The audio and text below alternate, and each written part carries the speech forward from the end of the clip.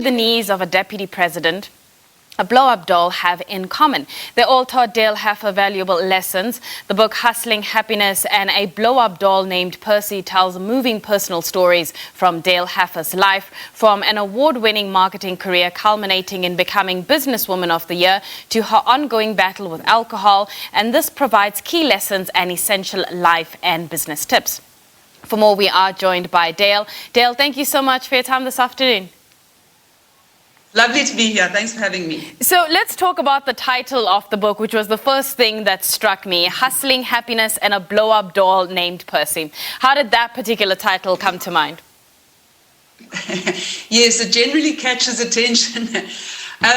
Percy played a big part in my life in working out how to deal with situations where I found myself somewhere that I needed to get out of. Percy himself was a literal example, because when I first started my advertising agency back in the day, called Chili Bush, it was before the internet was really a thing. So I spent a lot of time driving my car around the city and delivering material to the newspapers physically. And driving alone in my little car at night, I was often attacked at robots and in the darkness on the streets. And so I realized I needed to make a plan. I had to do what I call in my book some active countering. I had to counter the situation. So I went to the closest sex shop, and they didn't really believe me when I said my blow-up doll was for security reasons. But I bought an enormous blow-up doll. I immediately named him Percy.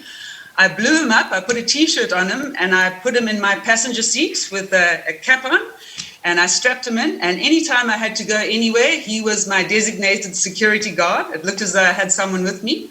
At traffic lights, I'd even lean over and squeeze his little legs so he'd bob around as though he was in conversation with me. And I never had any more incidents where I was attacked in my car again. So Percy came to be a bit of a metaphor for me about dealing with challenges and getting out of situations where you need to find a solution. There are many stories, in the book that put a smile to my face. I mean, one of them where you purchased a rundown mansion, and there were all kinds of concerns, and then you had to get sangomas into the premises as well. Very interesting stories nonetheless. However, I'm curious to know about your trajectory in the advertising industry. I mean, there are many other people who are involved in that particular space, and one hears various stories, the good and the bad. What was your experience like? I'm so sorry. I missed the beginning part of your question, Nastasia. Sorry about that. In terms of the advertising experience, what was your experience working in that particular industry? Yes, well, what I found generally in my life and in the advertising industry too is that people were often trying to be something that they weren't really. And that's a battle that I've always had, is to try and find out who the real me is. And I found that a lot of people, and especially in the advertising industry, they'll try and perhaps change their personality or their character based on who they think they should be, or who they think people think they should be, or who they think celebrities should be, or be like celebrities. And I decided that in order to not do that, I had to start identifying my character defects and dealing with those in order to escape that kind of perception in the ad industry that we all had to act a certain way. And I think that helped me enormously in getting through often the clutter that's in advertising, the hype, often what's perceived as the falseness around the industry. In my book, I talk about the various types of planning that one can undergo. And one of those I describe as vanity planning.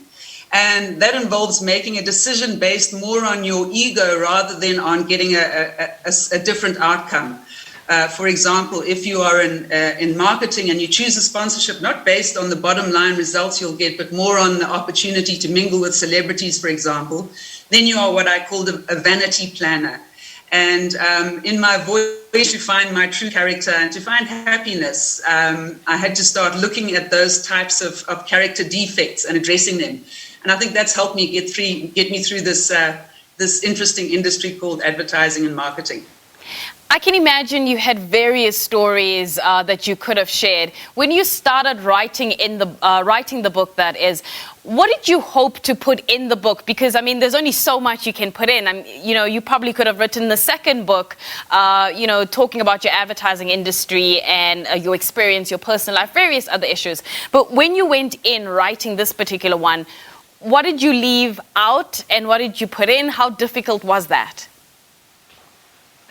Well, interestingly enough, my working title was based on a piece of profound advice I got on Table Mountain many years ago, which sent me on a quest of discovery to find that elusive purpose that we all looking for in our life, or happiness, I guess would be another word.